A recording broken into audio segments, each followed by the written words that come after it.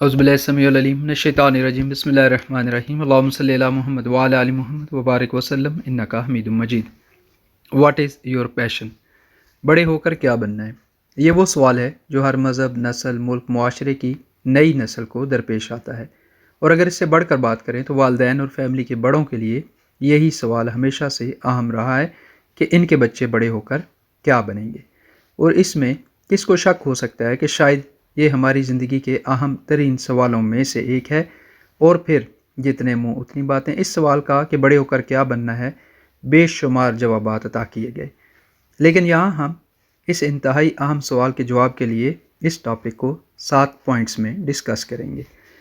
پیشن theory, clean slate theory, influence factor, habit factor, purpose factor, اور پھر proof کی بات کریں گے، اور پھر کامن فیکٹر کی بات کریں گے، اور پھر آخر میں کنکلوڈ کریں گے۔ پیشن تھیوری زندگی کا سب سے بڑا شارٹ کٹ ہے۔ اس سے مراد یہ لی جاتی ہے کہ ایک انسان کے اندر ایک خاص کام یا پروفیشن کے لیے ایک پیشن رکھا گیا ہے، اور جو ہی وہ شخص اس پیشن کو پہچان لے گا، سمجھیں کامیابی مقدر ہو گئی۔ یعنی دوسرے لفظوں میں یہ ایسا ہی ہے جیسے زمین میں سے سونے کا نکلنا، جو ہی خزانہ ہاتھ لگا مرضی کی زندگی شروع۔ اس پیشن تھیوری کے مطابق محنت سے قبل یہ ضروری ہے کہ انسان اپنی پیشن، کالنگ، اپنے ٹیلنٹ یا اسپیشلٹی کو پہچان لے، پھر اپنی ساری انرجیز اپنے اس خاص پیشن پر صرف کرے۔ اور یہ بھی مانا جا رہا ہے کہ اگر اپنے اس خاص ٹیلنٹ کو صحیح صرف نہ کر پائے تو انرجی، وقت اور زندگی ضائع ہونے کا شدید خطرہ ہے، اور پھر اسی خاص ٹیلنٹ کو پہچاننے اور ریکگنائز کرنے کے انتظار میں آج نوجوان نسل کے بے شمار لوگ کنفیوز پھر رہے ہیں۔ ان کو اپنے پیشن اور اس خاص ٹیلنٹ کا انتظار ہے جو کلک ہونے کے بعد وہ یہ سمجھتے ہیں کہ اس دنیا کو ایک نیا بل گیٹس، اسٹیو جابز یا مارک زکربرگ مل جائے گا۔ اور اس تھیوری میں پھنسے ساری نوجوان نسل کے نزدیک اب مسئلہ صرف اس ٹیلنٹ کو ریکگنائز کرنے کا یا ریکگنائز ہونے کا ہے، سونے کی کان ہاتھ لگنے کا ہے، اور بس۔ جبکہ دوسری کلین سلیٹ تھیوری اس پیشن تھیوری کا ریورس ہے، یعنی اس کا الٹ ہے۔ آئیے اسے سمجھنے کی کوشش کرتے ہیں۔ جب ایک بچہ پیدا ہوتا ہے تو یہ نیا بیبی محض ایک کلین سلیٹ ہوتی ہے۔ اس کا مذہب، اس کی زبان، اس کی لائکس، ڈس لائکس، زندگی کی تقریباً ہر چیز یہ بچہ اپنے خاندان، ماحول، معاشرے اور کلچر سے لیتا ہے۔ مثلاً ایک پٹھان فیملی کا بچہ پشتو بولے گا، ایک جرمن فیملی کا بچہ جرمن، ایک مذہبی گھرانے کا بچہ عام طور پر مذہبی ہوگا، اور ایک ایتھیسٹ فیملی میں پیدا ہونے والا بچہ عام طور پر ایتھیسٹ۔ ایک مسلم بچہ شراب سے نفرت کرے گا، اور ایک ایسا بچہ جس کی پیدائش پر سیلیبریشن شیمپین سے کی گئی ہو اور ہر خوشی شراب سے سیلیبریٹ ہوتی ہو، وہ بچہ شراب کو خوشی اور سیلیبریشن کا سمبل سمجھے گا۔ ایک مسلم بچہ یا ایک کنزرویٹو فیملی کا بچہ گیز اور لیزبین شادیوں سے نفرت کرے گا، اور جس بچے کو گے یا لیزبین جوڑا بڑا کرے اس کے لیے نارمل مرد عورت ریلیشن شپ محض ایک پرانے دور کی بات رہے گی۔ ایسے ہی اللہ اور رسول کے بارے میں، دنیا اور آخرت کے بارے میں، تعلیم اور تربیت، حلال حرام، اخلاقیات اور ہر چیز بچہ اپنے ماحول سے لیتا ہے، اور انہی ساری چیزوں کی طرح ایک بچہ اپنا پیشن، کالنگ، اسپیشلٹی اپنے ماحول سے لیتا ہے۔ یعنی یہ سونے کی کان کی طرح اندر دفن کوئی چیز نہیں، بلکہ یہ ڈیولپ ہوتی ہے اور ایکوائر کی جاتی ہے۔ انفلوئنس فیکٹر، تو بچہ اپنا پیشن یا کالنگ اپنے ماحول سے لیتا ہے۔ مثلاً اگر ہم برصغیر کے ان لوگوں کی بات کریں جنہیں اپنے اپنے فیلڈ میں لیجنڈ مانا گیا، تو پاکستان کے نوبل ایوارڈ کی نامزدگی لینے والے شاعر فیض احمد فیض کا گھر اور خاندان اپنے زمانے میں شاعروں اور مصنفین کی آماج گاہ ہوا کرتا تھا۔ ان کے والد ایک کامیاب بیرسٹر ہونے کے ساتھ ایک مصنف بھی تھے۔ لیجنڈ مہدی حسن کے والد صاحب ایک گلوکار تھے اور ایک بڑے موسیقی کے خاندان کے چشم و چراغ تھے۔ ایسے ہی لتا منگیشکر کے والد ایک موسیقار اور گلوکار تھے۔ برصغیر میں قوالی کا سب سے بڑا نام نصرت فتح علی خان کے والد فتح علی ایک مشہور قوال خاندان سے تھے۔ عمران خان کی فیملی میں عمران خان کے کرکٹ میں آنے سے قبل عمران کی فیملی کے کزنز ماجد خان، جاوید برقی کرکٹ کی دنیا کے بہت بڑے نام تھے۔ سچن ٹنڈولکر کو اس کا بھائی اجیت ٹنڈولکر اس وقت شیواجی پارک کی کرکٹ اکیڈمی میں لے کر گیا جب وہ محض 11 برس کا تھا۔ وہ ٹینس کا دیوانہ تھا اور کرکٹ میں دلچسپی رکھتا تھا۔ حکیم محمد سعید ایک ایسی فیملی میں پیدا ہوئے تھے جو پہلے سے جڑی بوٹیوں کے ذریعے دوائیاں تیار کرتے تھے۔ ایسے ہی رابندر ناتھ ٹیگور جو 1913 میں پہلے نان یورپین لٹریچر کے نوبل پرائز ونر بنے، ان کے والد لٹریچر، میوزک، فلسفی وغیرہ میں اس زمانے کے بنگال کے سب سے بڑے آدمی تھے، اور ان کے سارے بچوں نے ہی ٹیگور کی طرح لٹریچر اور فلسفے میں نام کیا۔ تو یہ اپنے اپنے فیلڈ کے برے صغیر کے وہ لیجنڈ جنہوں نے مختلف فیلڈ میں نام بنایا، لیکن ان کو اپنی اپنی اسپیشلٹی یا پیشن ان کو اپنے اپنے ماحول سے ملا، جسے انہوں نے عمر کے ماہ و سال کے ساتھ ساتھ سیکھا، سینچا اور پروان چڑھایا۔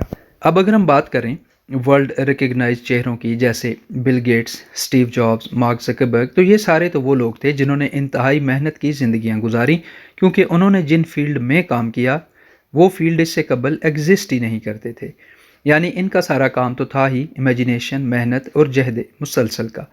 ان سب کے بارے میں تو آپ یہ کہہ ہی نہیں سکتے کہ یہ فیلڈ ان کو صرف فیملی یا ماحول سے ملا ہوگا۔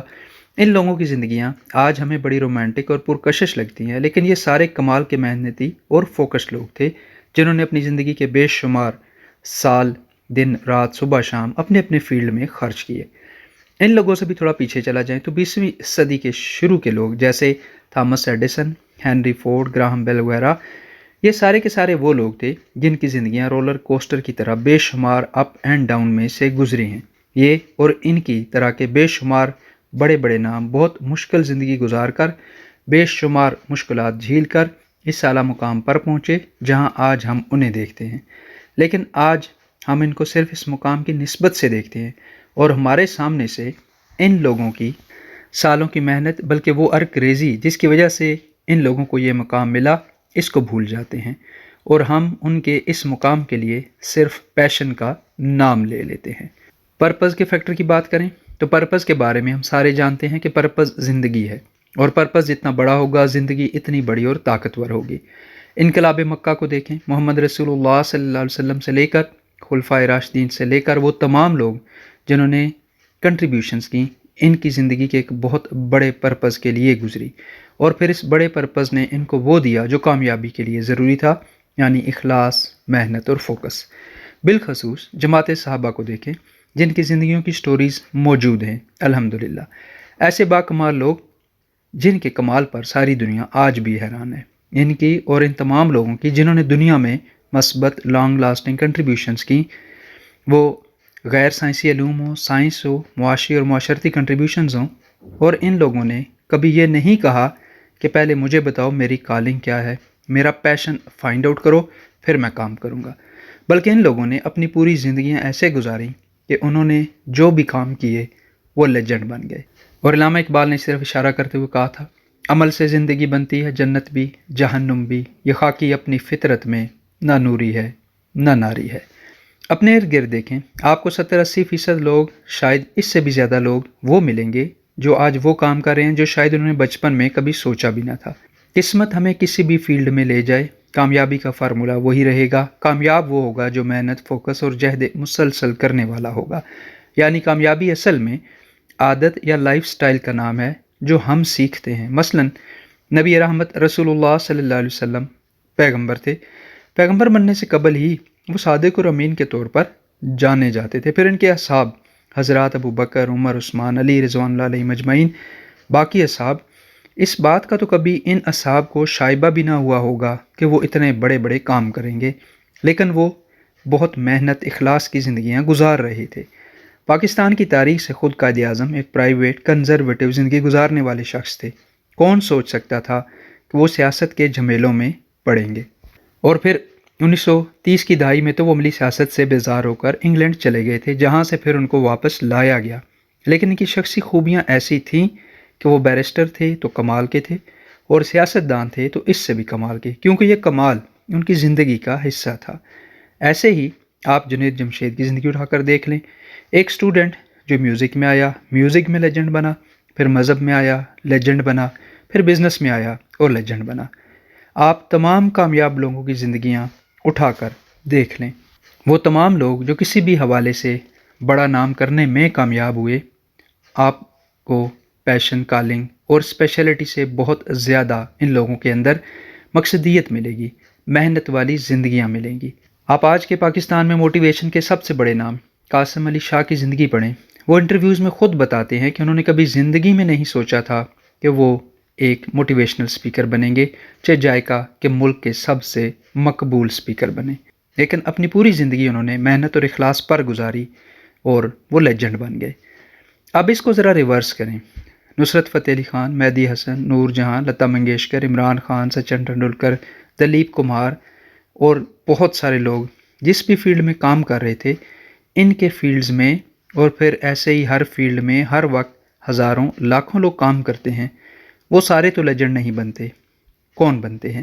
وہ جو اپنے آپ کو ڈسپلن کرتے ہیں، اخلاص اور محنت کے ساتھ اعلیٰ شخصی کردار ان کی پہچان ہوتا ہے، اور یہی چیزیں ان کو لیجنڈ بناتی ہیں۔ آج کے ماڈرن ٹائمز میں علم نالج کی کلاسیفیکیشن ایک لازمی امر ہے۔ جیسے اگر کسی نے ڈاکٹر بننا ہے تو اسے پاکستان میں میٹرک پھر ایف ایس سی میں بایولوجی پڑھنی ہوگی، ایسے ہی باقی فیلڈز کے لیے مخصوص سبجیکٹ پڑھنے پڑتے ہیں اور پڑھنے ہوں گے۔